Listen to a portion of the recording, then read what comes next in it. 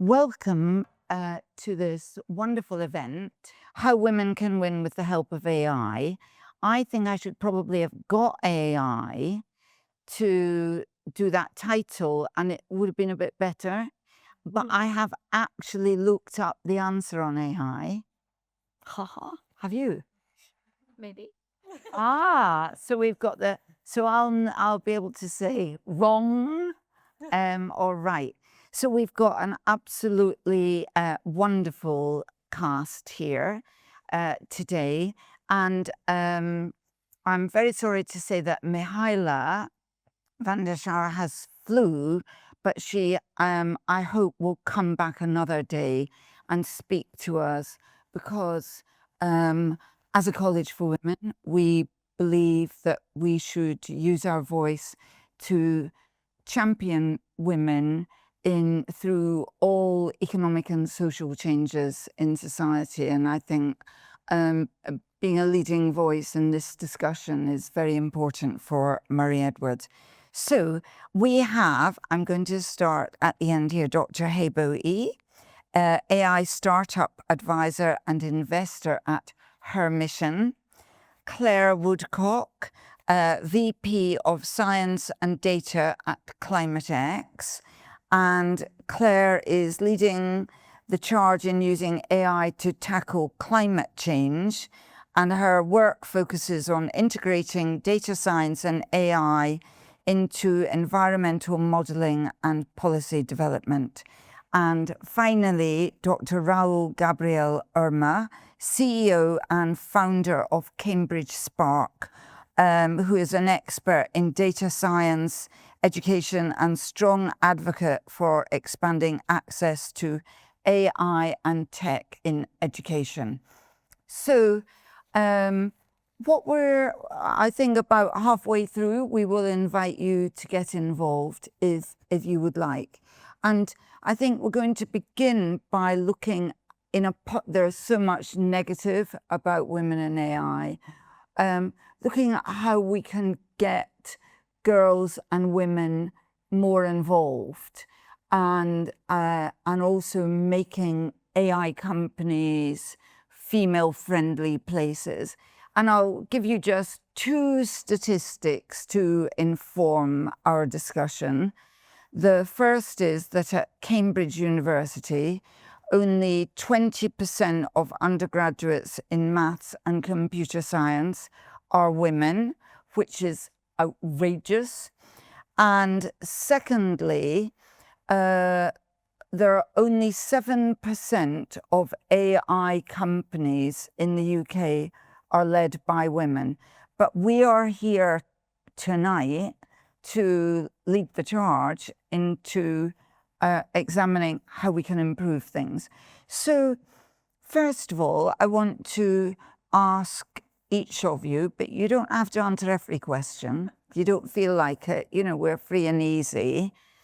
What your thoughts might be on encouraging girls and young women to study subjects like maths, physics, computer science, linguistics, which will particularly advantage them in this sphere.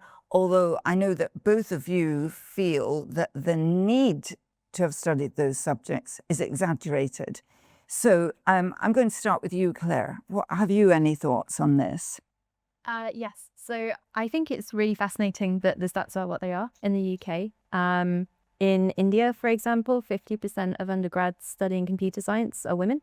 A third of them are doing PhDs in computer science. And so often in the UK, we can get caught up in this discourse, which is, oh, it's a pipeline problem. Girls aren't necessarily so interested. We just can't find a way to attract them into these fields. But these kind of stats tell you that it's possible.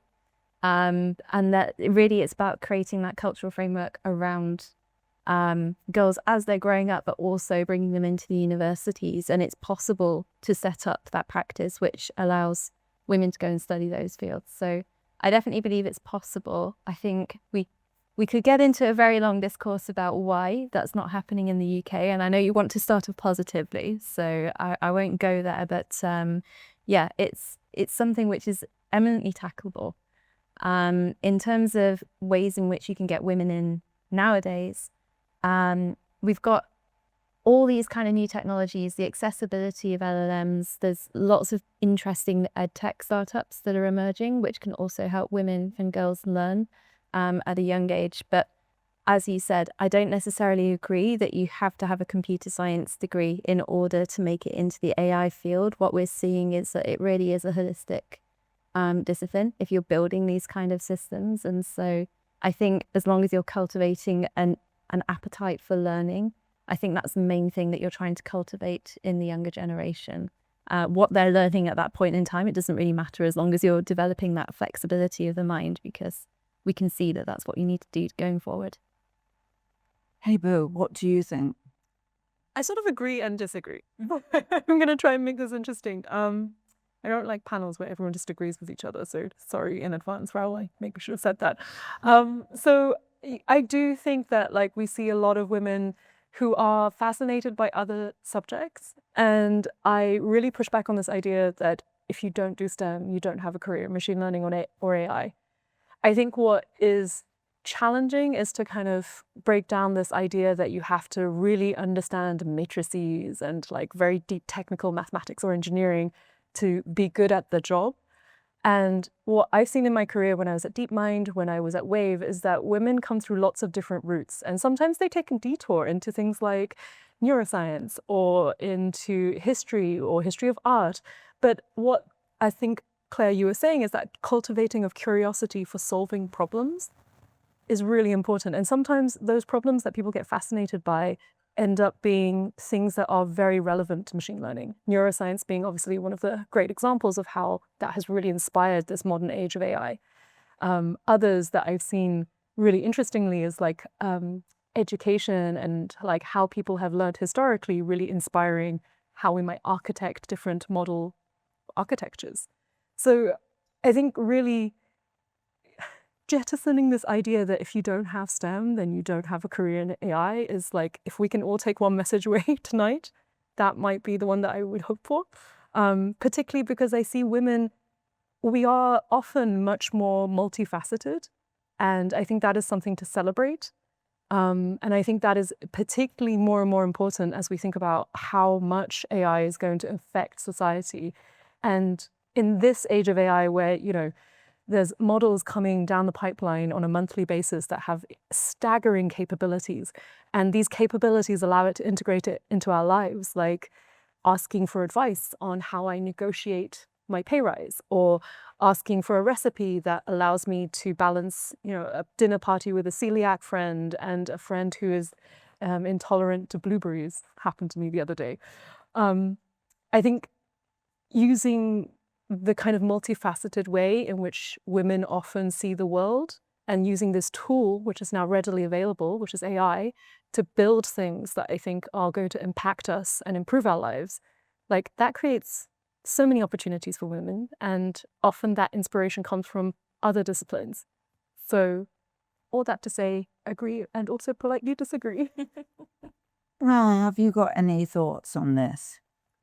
Yeah, of course. I mean, I agree with, on one side, you need like the right environment, right, to support and to help girls take up STEM subject. But fundamentally, if I look at my life, why am I where I am is, you know, I needed an inspiring figure that I could relate to ultimately, right? So my dad is an engineer, my mom is a business person, and I end up being an entrepreneur, right? So the fact that my mom is a really commercial person and excited about doing business, that inspired me. So I had, you know, a senior figure accessible that I could relate to and get inspired by.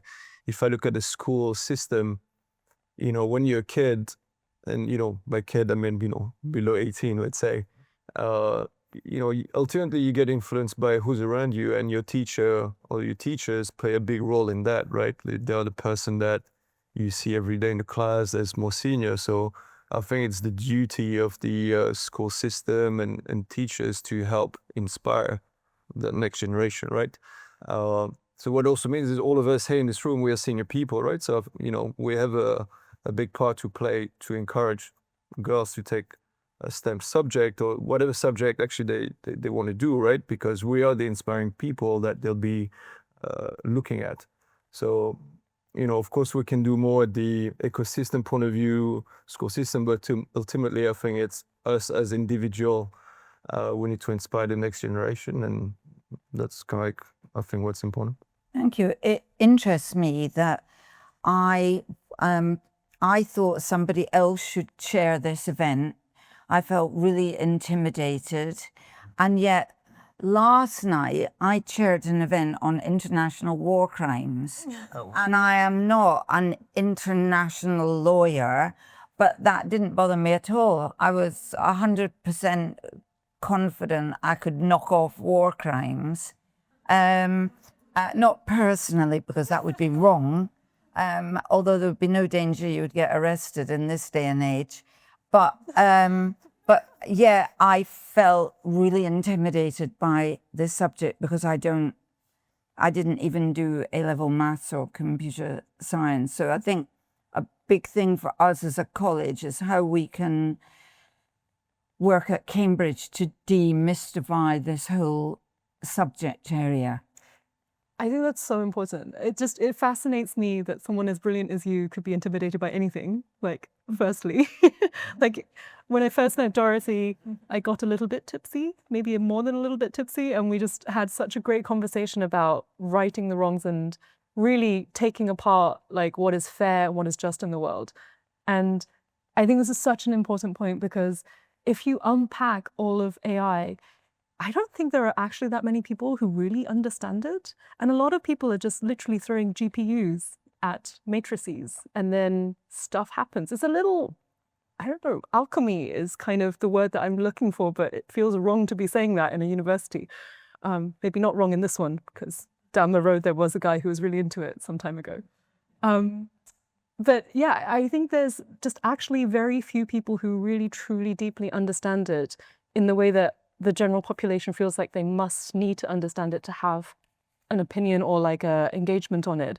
So can we maybe just dismantle that barrier? Because it's just a bunch of numbers and matrices. Like matrix is just like a square grid of numbers. Well, many square grids of numbers.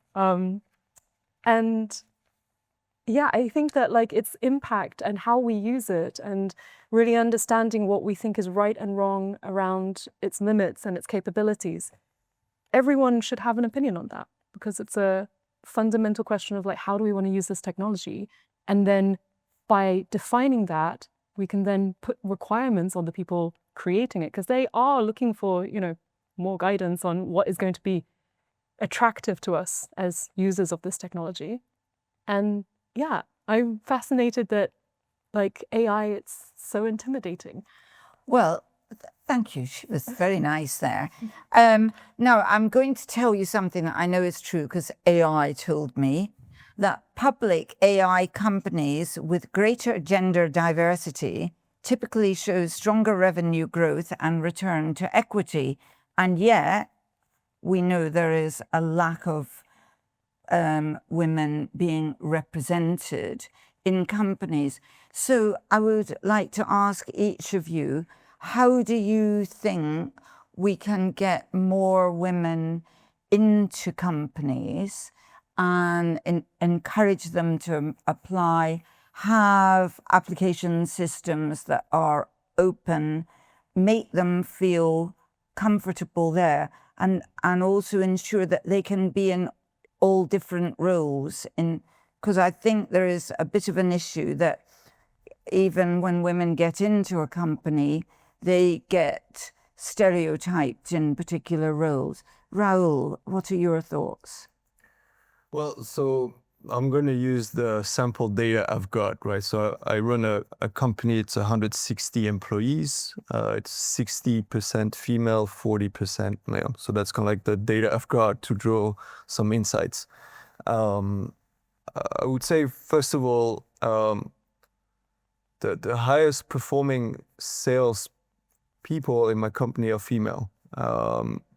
and talk about revenue growth. I'd love to hire more female sales because it's really amazing skill set, right? And why we've been able to attract more female talent is because we've got female senior leaders that are inspiring and offering a welcoming environment, right? So for example, on our board we have 2 female members. One of them is here in the room, Hannah over there, and Angela, who used to be a pre-CFO, but similarly at the leadership level. So I think what companies can do is to make sure that across every business function you have diversity at the leadership level, because you can relate. Again, it goes back to my argument initially. You need inspiring senior figures that you can relate to, and I think if you provide as a company, then I think naturally on both sides, right, both female and female, you join. The second, I think, maybe attribute is our company is very much purpose driven. We're an education company. Our goal is to provide skills to individuals so they can have a successful career. And I think that's also quite appealing. Claire, what do you think? Yeah, I think the thing that strikes me in this conversation is that we're really, even though we're talking about women in AI, we're talking about women in tech, or we're talking about women in business. Like, it's the same problems over and over again, right? How do you get more women into AI or tech or into business? Well, you have to make sure that you have a strong pipeline. You have to make sure that you have senior leaders who are providing that inspiration and who are aware of the people that they're bringing into the company. You need good work-life balance. You need the ability to support childcare and flexible working if you're really serious about bringing more women into the workplace. And so it kind of calls back to what we were talking about in the previous question, which is that, AI isn't necessarily that special, and you don't have to be special to work in the field. My undergrad is from a performing arts school. I wanted to be a record producer. I run a team of scientists, climate scientists and machine learning people. Do I know everything that they do? No. Can I do it? Yes. But actually being on a stage and as a woman saying, hey, I'm an executive as the company and I can do this job, that actually feels a little bit uncomfortable. And really we should be creating an environment where that doesn't feel uncomfortable. So, but how can we provide inspiration to people coming into the workforce if we're not doing that? So I think it's the same age-old problem with another label on top of it, is my thought. And Hebo, what do you think? I agree, I think, with most of that. I would also add that because this is my 3rd hype cycle of AI, and a particularly intense one, mostly because there's just so much money in this hype cycle. It's actually kind of mind-boggling. That it is an industry that is very intense in terms of the pace of development, in terms of the pressure that people, rightly or wrongly, place themselves, their teams, and feel. And so there are actually just kind of some sort of structural limitations to policies that would encourage more women to join a company or an effort like that. I've heard a lot of the startups that I've advised and worked in talk about this particular development phase of AI as it is wartime versus peacetime, where you just have to push harder. Grind is a word that I hear very often in the boardrooms of startups I advise and have worked in. And that kind of work ethic intensity, especially when you have all these kind of like competitive dynamics across geopolitical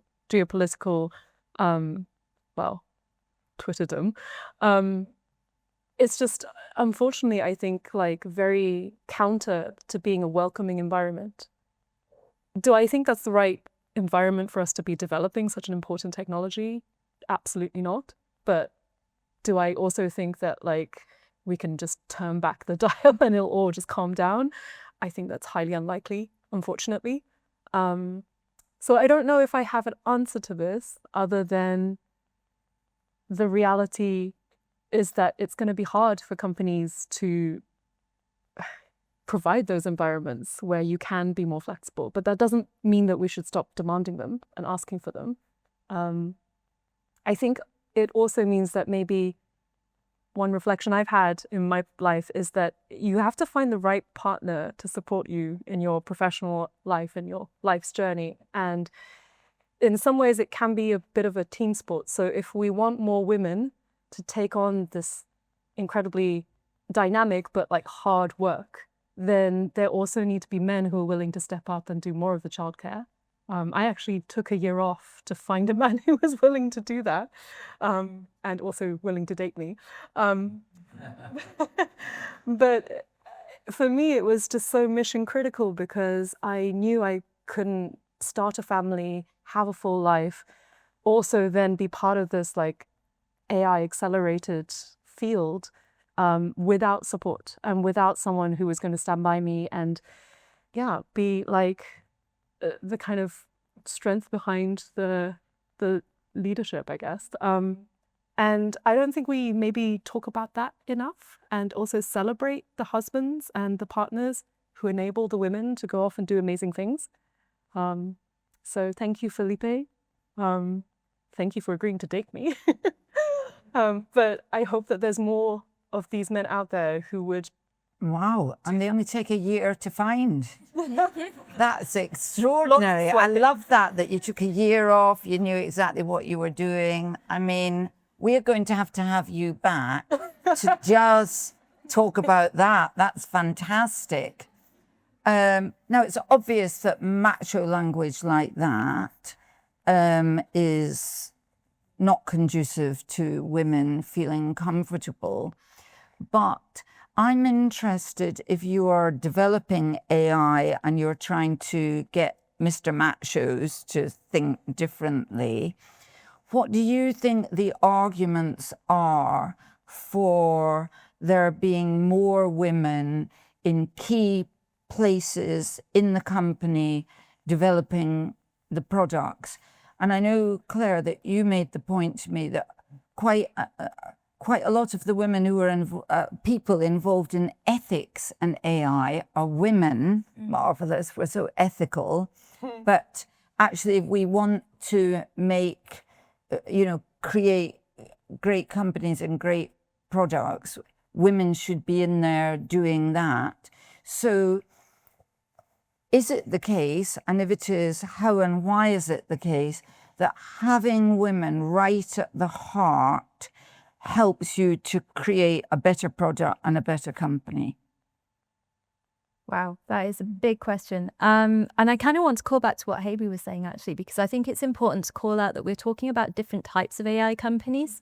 So you have the AI companies who are the frontier labs, and they are the OpenAIs and the Anthropics of the world, and they're building these frontier applications.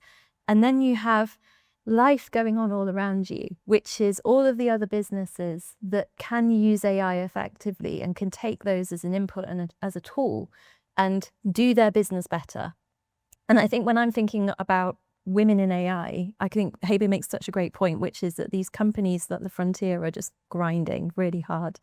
But if you are in a company making a decision, actually how you apply that AI can be so impactful. Just one choice of, let's do it this way, or one comment in a meeting of, and how would that work for women? These are the really, really important conversations. And sometimes they fly under the radar because maybe you're not, out there launching this big fancy thing, but people who are working in, your average business, they have a big customer base, they make one decision that impacts millions of customers. Actually, that's huge, right? And so this is one of the reasons why you can have impact in different ways. And so I think it's really important for us to keep that in mind and think about that as a woman working in a company, that it doesn't have to be all tap dancing and unicorns. It can be as simple as being the woman in the room that speaks up. Not just for women, I think, for anyone, for making sure, it's just good business sense, good product sense, right? Does this work for our customer base? Or have we only thought about this particular demographic? So I think that's key. I see you're nodding there, Hebe. Absolutely. I think this is maybe the thing that drives me a bit nuts sometimes, which is that so many people look towards the DeepMinds, the OpenAIs, and think that is the whole of AI.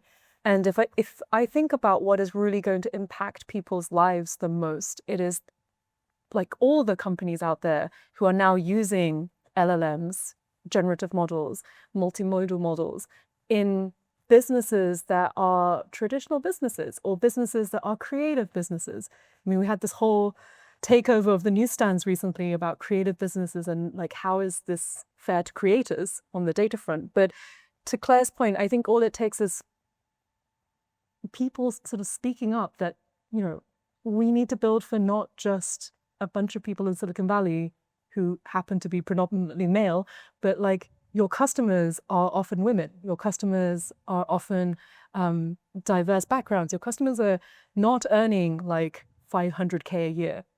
They have other concerns, and that is building for them is what's going to make your business succeed. Like the people who are your customers, and deeply understanding that and having the empathy for that is often actually a very female trait, which some men also have. I hear that empathy is not an uncommon word for the men out there. But those decisions will impact our lives more.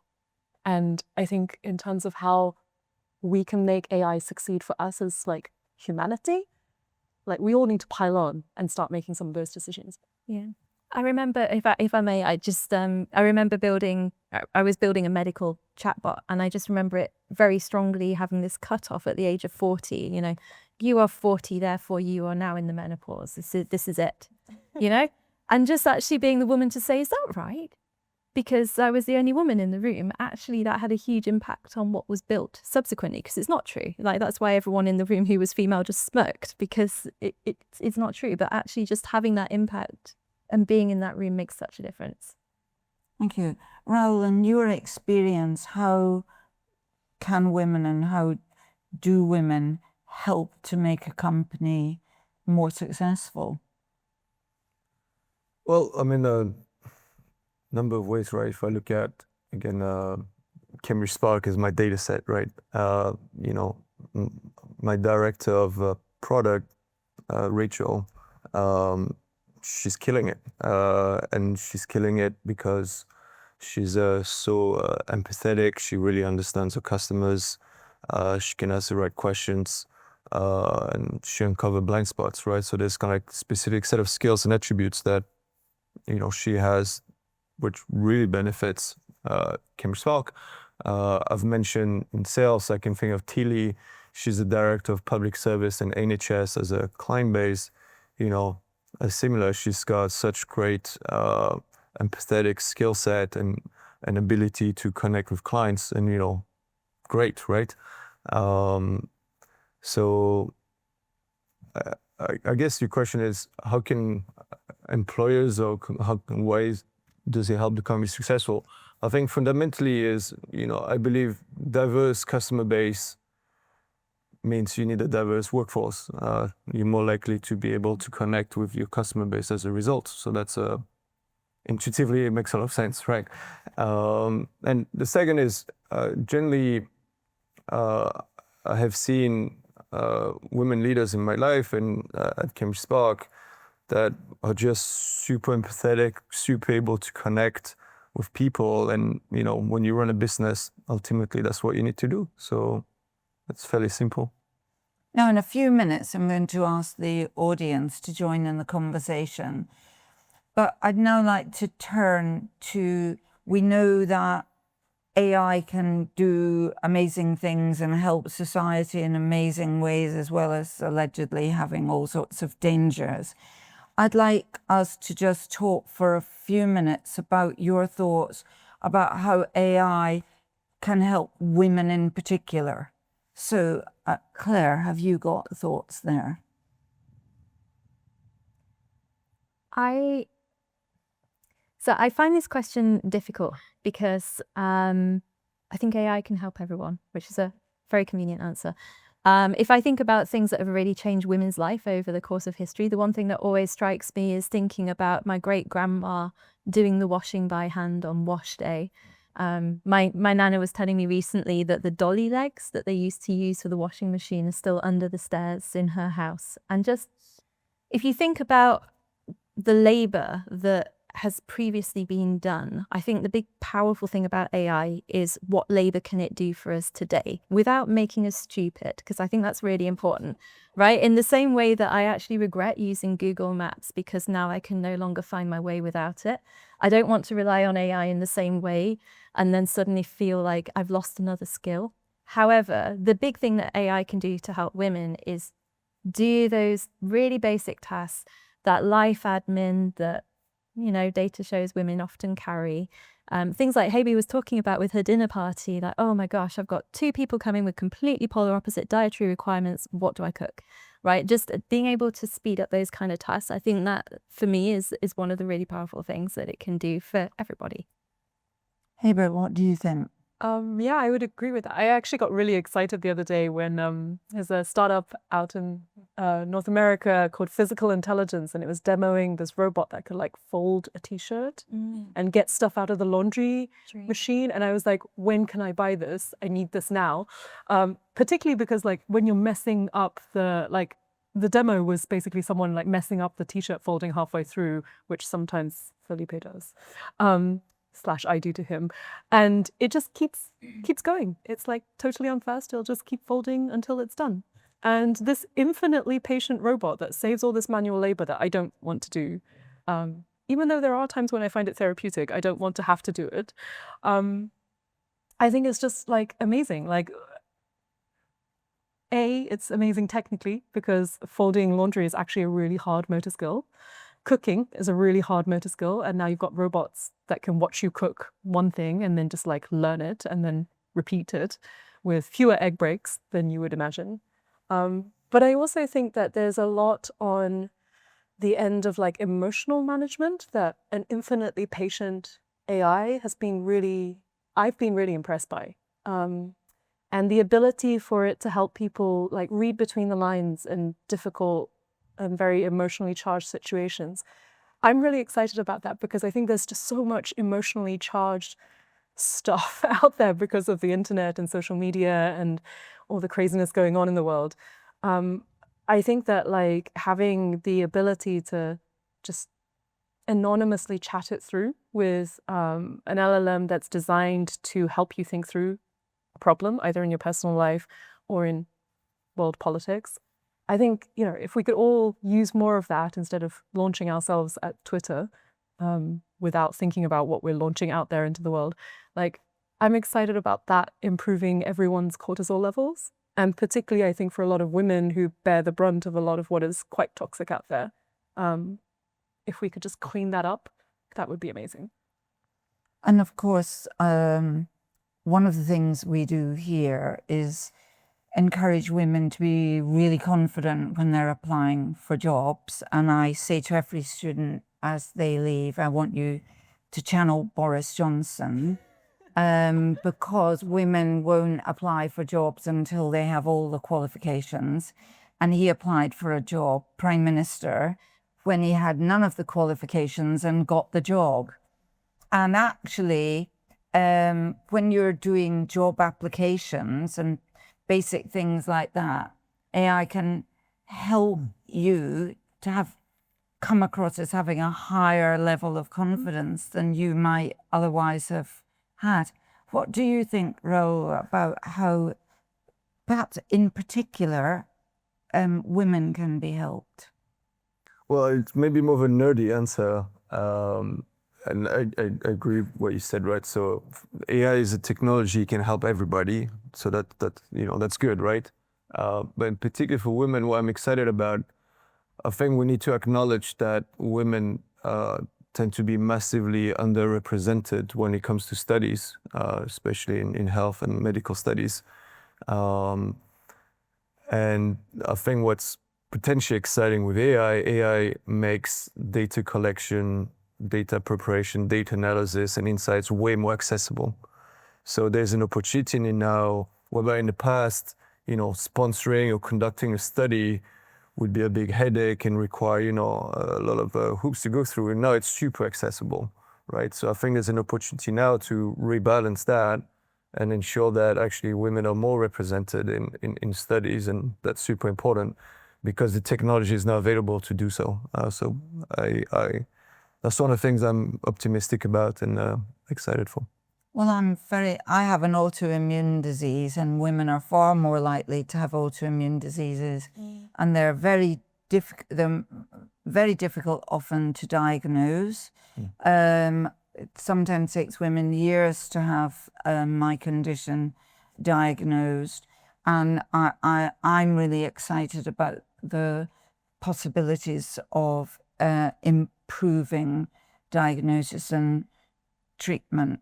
I think that could transform the lives of people with my condition. Now, may I invite our audience to make any points they wish to make, or ask any questions, or criticize? Sort of related to the last question that you all spoke about, I'm thinking about like how when we ask AI questions, like you mentioned, Hebo, but the responses we get are really authoritative and make it seem like they're facts, whereas they might not be accurate.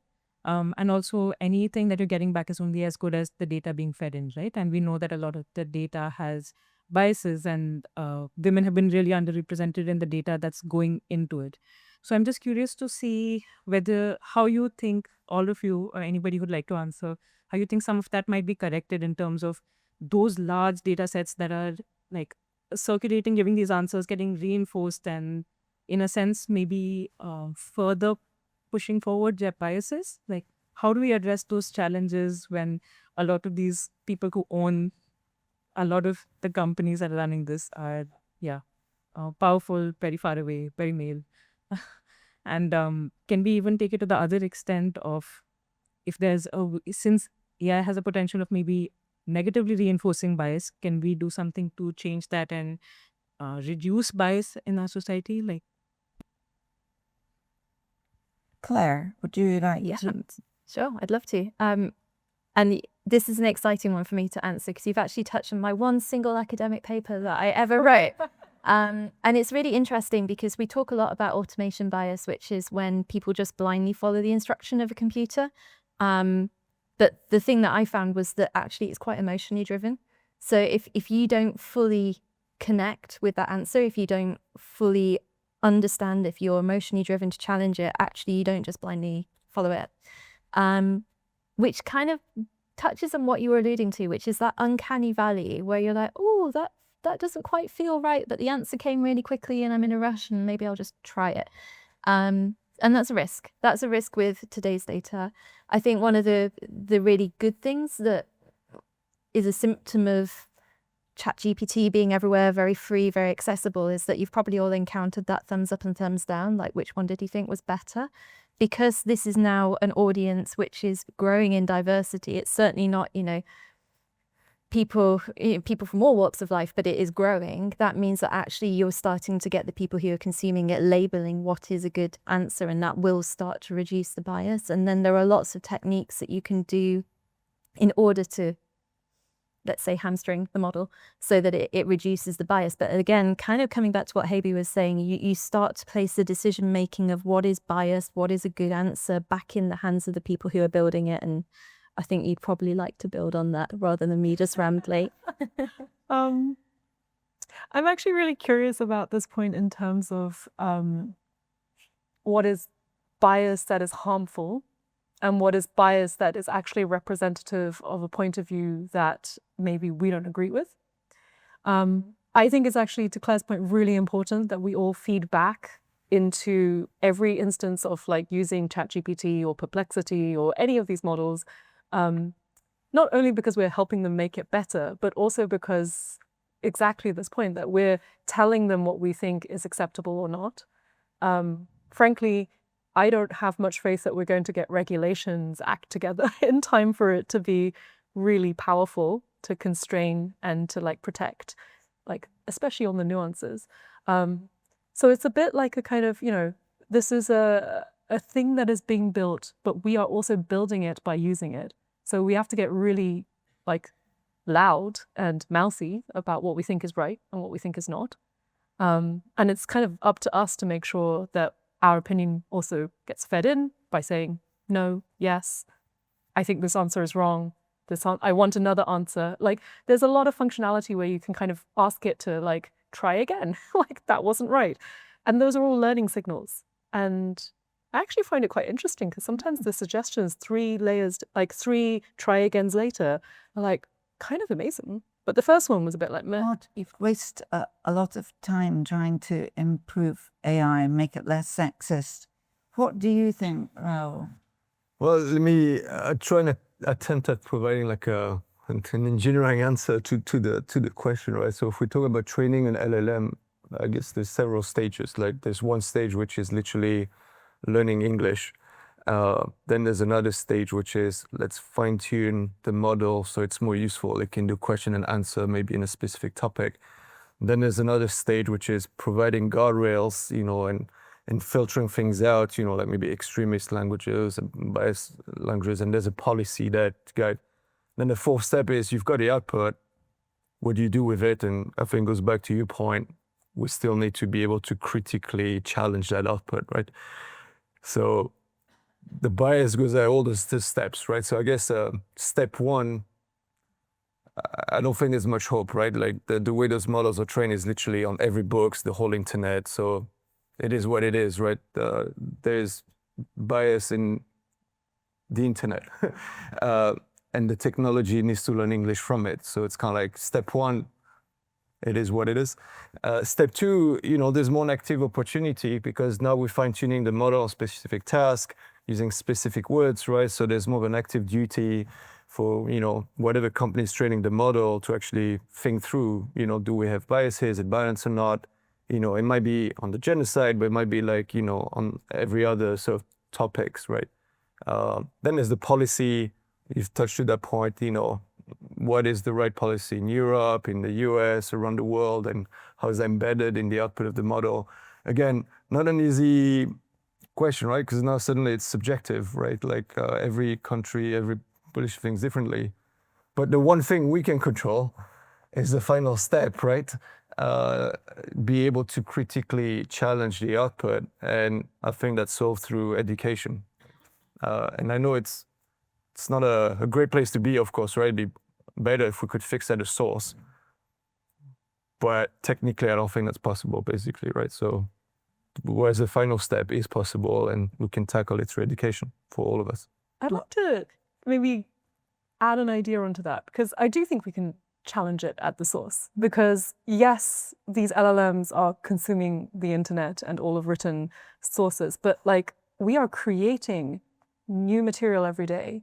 I think this is maybe related to what I was saying about like, you know, women need to find a voice and to be as loud as possible because these models are getting trained every day. They're hungry for more data and they want to be kept up to date with whatever is out there. So I think that like, I don't know if I'm asking for a campaign to be launched, but like, I think there are lots of things that we say to each other that maybe we don't say out loud enough.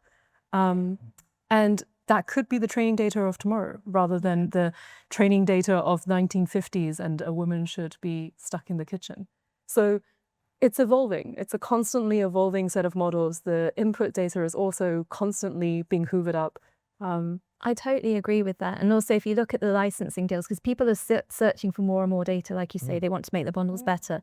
So they're licensing Reddit data. Okay, what demographic is more likely to post on Reddit? What are women posting on social media more often about? And you start to see that whatever we're putting out there today is what we're driving the models of the future on, like Habi's saying. And so this is something that we can be really aware of. And again, it comes back to your point of confidence, right? Because men are much more likely to post on scientific topics on LinkedIn. But if women were more confident, they'd actually be providing that training data and that representation of themselves back into the model. So it all comes back to the source. But yeah, I totally agree. And this thing that I discovered when I came to Cambridge that I didn't know before, that men are cited more than women, and they cite themselves. Yeah. I mean, I would just not give a job to somebody who cited himself. But I noticed that you said my single academic paper. I would have said your seminal academic paper. Genie noted. And that's what a bloke would have said. From the audience. I was very interested in the possibility of lowering the emotionality, lowering the stress levels in a way that I'd never thought of. I mean, could it negotiate peace deals, and could it make us all bathe in beautiful light? And I mean, gosh. But I have another question. I can dream, yes. But what about this technology? Do you think it is bringing people and planet closer together? Or do you think it is putting a very thick wedge between the people who have the technology and the people who are digging with their fingernails in the soil? Well, do you have a thought there? I mean, I could try to provide a thought to the interesting perspective. I mean, look, I can see those tools are really helping us better communicate amongst each other anyway, right? So from human to human with the help of AI. Basic example is, if you disagree with someone at work or you're like upset about it, it's kind of helpful to have a tool you can interact with, like, how would you approach the situation? Am I crazy? Like, what's the right next steps, and provide a framework for discussion. So I've often found AI helping me connect better with, either personal situation, whether it's relationship or work. So I think it can help us connect, actually. And there's real evidence that it does, right, on a personal basis. So it's anecdotal. I don't have a study on that for, the wider planet, but I'd love to hear if those tools have helped you in your life somehow. What do you think, Claire? Well, I felt like the lady was asking about global inequality.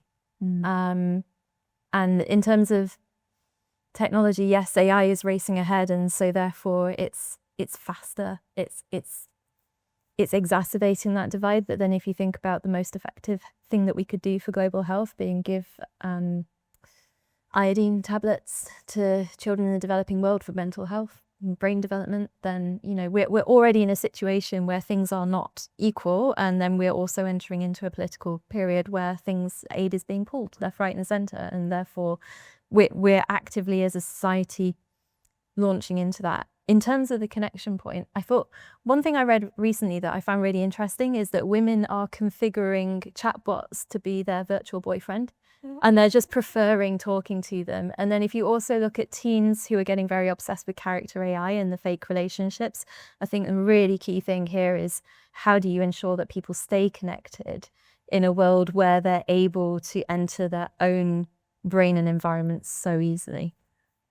Made worse in virtual reality, presumably. Yeah. Yeah, I think the global inequality point is really... I don't think it's changed that much with AI, if I'm totally honest. I think we've always lived in a world where there is huge amounts of capital concentration in certain places. We maybe just have seen it less. I remember someone telling me this amazing statistic.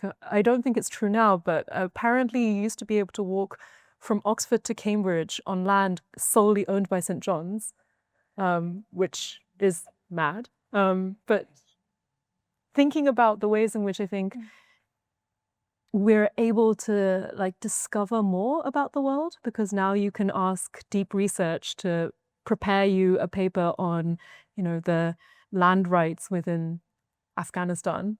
And then you can deeply understand it in a way that actually was really hard to do without 30 hours of research and lots of Wikipedia kind of potholes and hours in the stacks in the libraries. I do find that AI is helping us make a lot of stuff more visible, and I celebrate that. I think it's good that we see these things and we then talk about it. I don't know if it's going to change, because the people making a lot of money from this technology will continue to make a lot of money from this technology. The numbers keep getting bigger because the numbers keep getting bigger. And I think geopolitically, there's all this kind of tension around how countries are becoming more isolationist and therefore more protective of resources, and that often is correlated with less, not just aid, but also less equality and like lower Gini factors and stuff like this. So I think it's difficult. I'm not sure I would blame AI, but I think AI is making it worse. Well, I've lived in a place where there were virtually no doctors, and children just died because nobody knew what was wrong with them. But if you didn't need a doctor and you could type into whatever it was, all the symptoms of the sick child, and they could say, that's not malaria, that's dengue fever, that could be transformational. Did I invent that you'd be able to do that? No, I think people have shown that, like, yeah, it's better than going on WebMDing, really scared. I mean, the condition that I have, GPs are not good at diagnosing it. And, you know, I'm absolutely confident that if there was a place where all the symptoms were there, GPs think there are only 3 symptoms, and if you don't have those, you don't have the disease. But actually there are about 30 symptoms. I mean, that could be really exciting. And, you know, this is a disease where you go blind if you don't get the right treatment. So I feel very positive that could help with health inequity. But I made it up. So next question. How reliable do you think AI could be when asking it for help with things such as diagnosing illnesses and policies of countries? Because obviously it is prone to things like hallucinations and mistakes. So how far do you think, especially in the early stages of development, we should trust AI with things like that? That's a good question. And I think I'll take this question here next. We'll do 2 at once. Thank you. My question is kind of related to hallucinations. It's on the language we use around AI. So, you know, you talked about kind of macho language in AI startups, and also that a lot of the public are kind of intimidated around AI.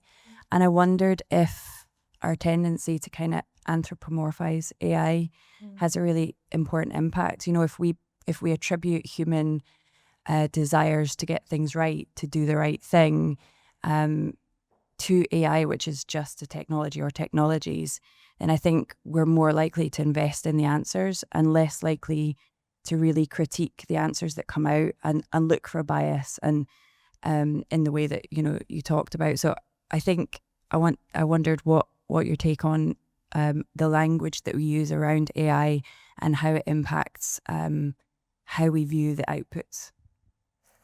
Thank you. Well, there are 2 questions there. One is about how far we can trust, and the other is about language. So you can choose which you answer. I'll pick the first one. I mean, there's enough studies that shows AI, you know, performs better than human level on many benchmarks. You know, and every day there's new benchmarks created to kind of like demonstrate that. So I think we need to accept that. Can AI be trusted? It depends on the environment and what you're going to do with the output. I think that's also like a question to think through, right? But the way I like to think about it is, if you look at a calculator, it could be AI, right? But if you do like 5 by 5, you'll get the answer. You trust the calculator, right? But you still need the skill set to kind of like, hey, it threw 250. That's a bit odd, right? Like, doesn't make sense. You know, it's different order of magnitude. So we still need that sort of human in the loop to be able to critique if there's like this odd scenario that happens. But in vast majority of the case, the calculator always gets it right. If it's not, it's because there's a typo, there's something odd that happened, but we should be able to pick that up. So in a business context, it's the same, right? It depends on the output. If you're putting a message in front of the patient, you better want to check the output before you actually schedule a surgery, right? But if it's just for information purposes with a caveat, then it's probably okay, right? So that's how I answer the first question. The second one is also super interesting, but No, go on. You can answer that too. You're allowed. well, it's super interesting because you're right, and I've got dyslexia, so anthropomorphisms. That's the word he used, right?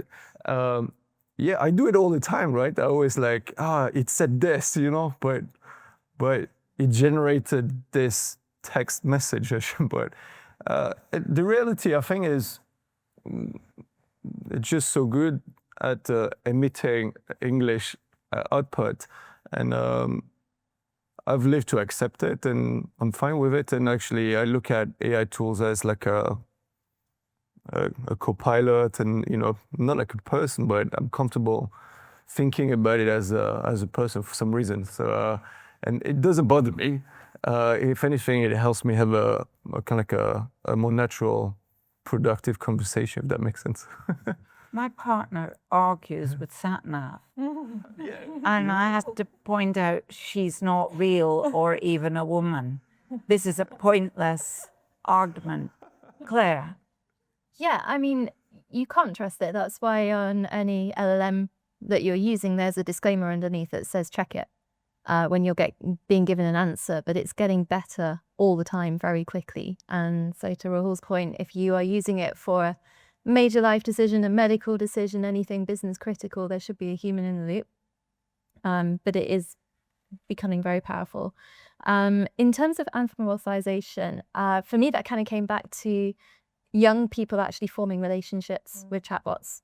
And I think that's really, really interesting, and in a way almost akin to, what social media are doing to our children type discussion. For me, though, it's less about the masculine language around AI that I find really interesting. It's more about the hype and the, oh my gosh, AI is here, AGI is here tomorrow. What are we all going to do? And actually, it kind of comes back to how much you trust it. Because actually that language around how amazing AI is makes you think that it's already here and it's still just a useful tool. I think your question was, how do we know? How do we check? How do we make sure that we don't respond to it in that instructive way? Was that correct? I guess my question was, or just around, thank you, that if we can remove our human attributions that we give to AI in kind of anthropomorphizing, then I think I would suggest that we would be more likely to be able to critique the output and not assume that, there's a desire, for example, to get it right when there's not. It's just a technology. And I wondered what your thoughts on, is it possible to reduce the kind of public use of, or, like even writing on ChatGPT, please give me, well, why are we saying please? It's not a human. But I just think we invest more in human answers. And if we kind of interact in a human way, it's removing our understanding that this is just, or many technologies that we're using, and how we use it is important. I think you're really right that human interaction is the thing that starts to make it feel like a human. And then you're going back to the challenge that it's trained on human data, human language. So it's trying its best to come back to that kind of interaction style. I saw the launch of the latest Alexa product yesterday. And again, it was just fascinating to me that it's very feminine, very positive, let me help you. And in a way, again, it comes back to our consumer behavior, which is that's the kind of interaction we seem to be drawn towards. In the same way that you might choose not to shop with a particular company if you don't like that interaction style, maybe it's important to seek out a different one. But as a general population, we seem to be drawn towards that human interaction, for better or for worse. Yeah. Hey, but I think, that's exactly it. Like, people make more appealing products when those products feel cozier or more human-like. And I mean, I remember the first time I got in a car with a guy and he referred to the car as a woman, and I was like, oh my goodness. So it's not just AI that people anthropomorphize in, quite an intense way. Not to say that all men do this, but I think that like it's just a natural human reaction, which I think a lot of people who seek to make a good product will end up doing.